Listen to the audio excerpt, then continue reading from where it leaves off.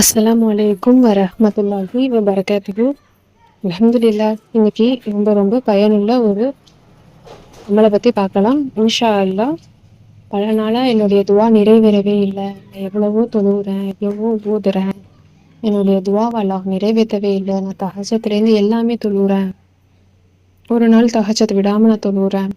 வேலை தொழுகை நான் ஒரு நாளும் ஸ்கிப் பண்ணாமல் தொழுகிறேன். நிறைய அமல்கள் நான் செய்கிறேன், நிறைய துவாக்கள் திக்ருகள் நான் ஓதுறேன். இருந்தாலும் என்னுடைய துவா நிறைவேறவே மாட்டேங்குது. அல்லாஹ் தஆலா என்னுடைய துவாவை நிறைவேற்றவே மாட்டேங்கிறான். நான் அழுகுறதையே அவன் விரும்புகிறானா?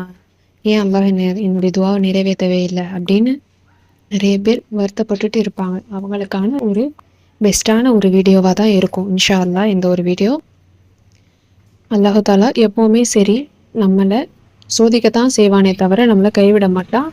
எந்த சூழ்நிலையிலும் சரி அல்லாஹ் தஆலா நம்மளை கைவிடவே மாட்டான். அவன் நம்மளை சோதிக்கத்தான் செய்வான். நம்மளுடைய பொறுமையை தான் சோதிக்கிறான்.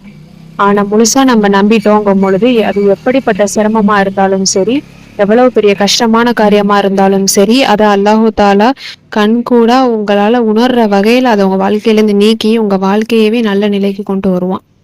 எனக்கு இந்த விஷயம்லாம் ரொம்ப ஆசை, ஆனால் எனக்கு இது நடக்கவே மாட்டேங்குதே அப்படின்னு நீங்கள் வருத்தப்பட்டுட்டு இருக்கிறவங்களுக்கு இதை நீங்கள் செஞ்சு பாருங்கள். கண்டிப்பாக நல்ல பலன் கிடைக்கும் உங்களுக்கு.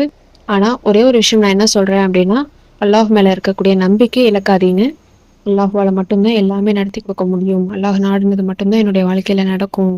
இந்த பிரச்சனையாக இருந்தாலும் சரி, சந்தோஷமாக இருந்தாலும் சரி, எல்லாமே அல்லாஹ் நாடுனது மட்டும்தான் நடக்குது. நம்மளை கட்டியும் எல்லாமே அறிந்தவன் அந்த ரப்பு மட்டும்தான். அவனோட பிளான் என்றைக்குமே பெஸ்ட்டாக தான் இருக்கும். நம்மளோட பிளானோட கம்பேர் பண்ணும்பொழுது அல்லாஹுடைய பிளான் என்றைக்குமே சிறந்ததாக தான் இருக்குமே தவிர லேசானதாக என்றைக்குமே இருக்காது. நம்ம ஒரு விஷயம் நினச்சி போவோம், அல்லாஹ் தஆலா அதை கட்டி அதிகமாக நம்ம ஆசைப்படுறதை கட்டி அதிகமாகவே கொடுப்பான்.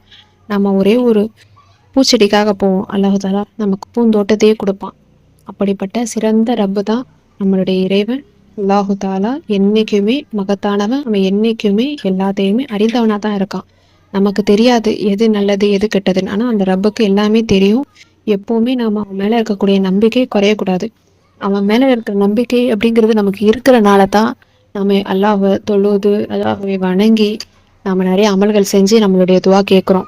அப்படி இருக்கும் பொழுது அந்த அல்லாஹ் மேலே இருக்கக்கூடிய நம்பிக்கை அப்படிங்கிறது நமக்கு என்றைக்குமே இல்லாமல் இருக்காது. என்ன ஒன்றுனா அதை நம்ம பலப்படுத்தணும். அந்த நம்பிக்கையை இன்னும் அதிகமாக பலமாக ஆக்கணும். பலவீனமாக நம்மளுடைய நம்பிக்கை இருக்கக்கூடாது. அல்லாஹ் தஆலா என்றைக்குமே நம்மளுடைய கல்பை தான் பார்க்குறான். வெளி தோற்றம் என்றைக்குமே அவனுக்கு முக்கியமே கிடையாது. நம்மளுடைய கல்புல என்ன இருக்கு, எந்த அளவுக்கு அவனை நம்ம நம்பி இருக்கோம்.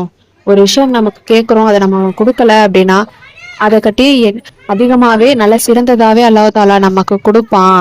அப்படிங்கிறத முழுசா நீங்க நம்பி நீங்க ஓதி பாருங்க. கண்டிப்பா உங்களுக்கு அல்லாஹ் தஆலா, நீங்க அது இந்த அமல் இல்லை, எந்த விதமான அமலை நீங்க செஞ்சாலும் சரி, அல்லாஹ் மேல இருக்கக்கூடிய நம்பிக்கை அப்படிங்கிறத நீங்க இழக்கவே கூடாது. என்னைக்குமே அல்லாஹ் தஆலா நாடுனது மட்டும்தான் நம்மளோட வாழ்க்கையில நடக்கும். அவன் இந்த விஷயத்த எனக்கு நல்ல விதமா செஞ்சு கொடுப்பான். எப்பேற்பட்ட ஆசையா இருந்தாலும் சரி, நான் ரொம்ப நாளா ஆசைப்படுறேன், இந்த விஷயம் நடந்துட்டா என்னுடைய வாழ்க்கை நல்ல விதமா ஆயிரும், இதெல்லாம் நடக்கவே மாட்டேங்குது. நான் எவ்வளவோ தொழுகிறேன், தஹஜ்ஜுத்லேருந்து எல்லாமே தொழுகிறேன். பொதுவாக தஹஜ்ஜுத் அப்படிங்கிறது உடனே துவாக்கள் அங்கீகரிக்கக்கூடிய நேரம் தான்.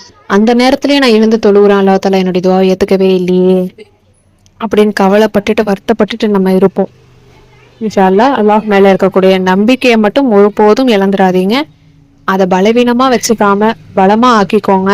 அல்லாஹ் தஆலா விரைவாக எனக்கு கொடுக்க போகிறான், இந்த விஷயத்த எனக்கு நடத்தி கொடுக்க போகிறான் அப்படிங்கிறத முழுசாக நம்பிக்கிட்டே அமலை செய்யுங்க.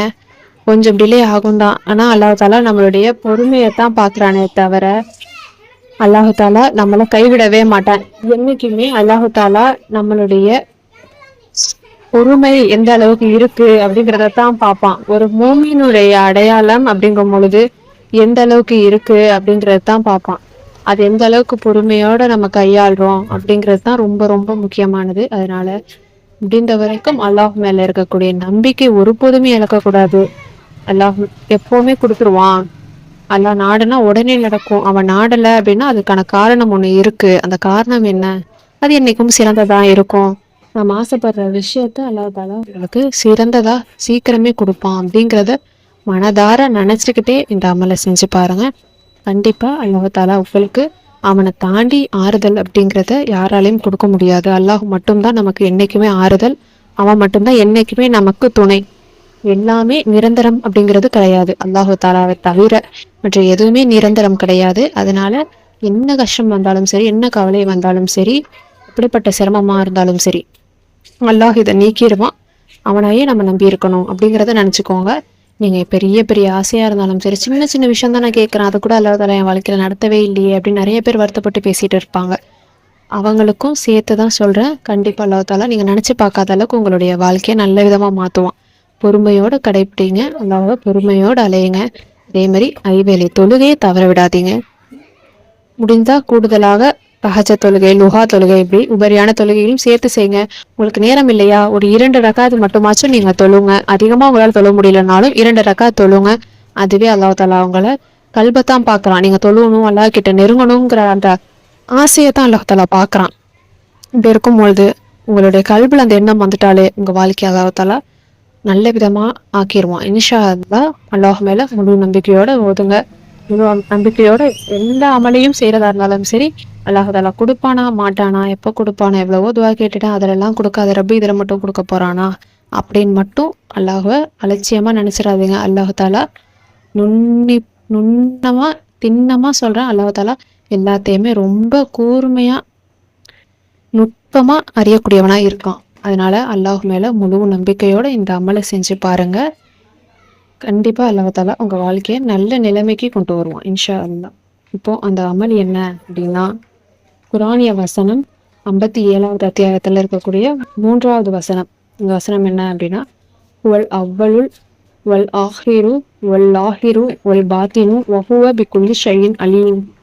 வல் அவ்வளு வல் ஆஹிரு வல் லாஹிரு வல் பாத்தினு வஹுவ பிகுல்லி ஷைஇன் அலீம்.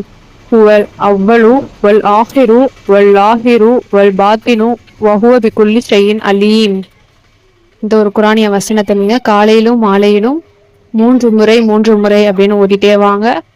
இப்போ அதனுடைய அர்த்தம் என்ன அப்படின்னா, யாவற்றிற்கும் முந்தியவனும் அவனே, யாவற்றிற்கும் பிந்தியவனும் அவனே, பகிரங்கமானவனும் அவனே, அந்தரங்கமானவனும் அவனே, மேலும் அவன் அனைத்து பொருட்களையும் நன்கு அறியக்கூடியவனாக இருக்கிறான். இதுதான் அதனுடைய அர்த்தம். இதுல என்ன இருக்கு, நமக்கு தெரிஞ்சது தெரியாதது, அறிஞ்சது அறியாது, சின்னது பெருசு எல்லாமே அல்லாஹ்க்கு மட்டுமே தெரியும். அவன் எல்லாத்தையுமே அறியக்கூடியவனாக இருக்கான் அப்படிங்கிறத முழுசா உணர்ற வகையில் இருக்கக்கூடிய வார்த்தை. இதில் அல்லாஹ்வை நாம கேட்குறோம், அல்லாஹ் எல்லாமே உனக்கு தான் தெரியும், நீ நாடினது மட்டும்தான் நடக்குது, எனக்கு இந்த விஷயத்தை நடத்தி கொடு அப்படின்னு நீங்கள் அல்லாஹ் மேலே முழு நம்பிக்கையோட காலையிலும் மாலையிலும் 3 முறை நீங்கள் தவறாமல் செஞ்சுக்கிட்டே வாங்க. அதேமாரி ஐவேளை தொழுகையை தவற விடாதீங்க. ஒரு நாளைக்கு உங்களால் முடிஞ்சால் ஒரு பக்கமாச்சும் குரான் ஓதுங்க. அதை வளமையாக ஆக்கிக்கோங்க. தஹஜ்ஜத் தொழுகையும் வளமையாக ஆக்குங்க. ஐவேளை தொழுகை எந்த அளவுக்கு நம்ம முக்கியமாக நினைக்கிறோமோ அதே மாதிரி தஹஜ்ஜத் தொழுகையும் சேர்த்து தொழுவுங்க. குரானை ஒரு பக்கமாச்சும் ஓதுங்க. இந்த மாதிரி அமல்களையும் சேர்த்து செய்யுங்க. விரைவாகவே உங்களுடைய துவாக்களை அல்லாஹ் தாலா நிறைவேற்றி தருவான் இன்ஷா அல்லாஹ். இன்ஷா அல்லாஹ் ஓதி ட்ரை பண்ணி பாருங்கள். கண்டிப்பாக உங்களுக்கு நல்ல பலன் கிடைக்கும்.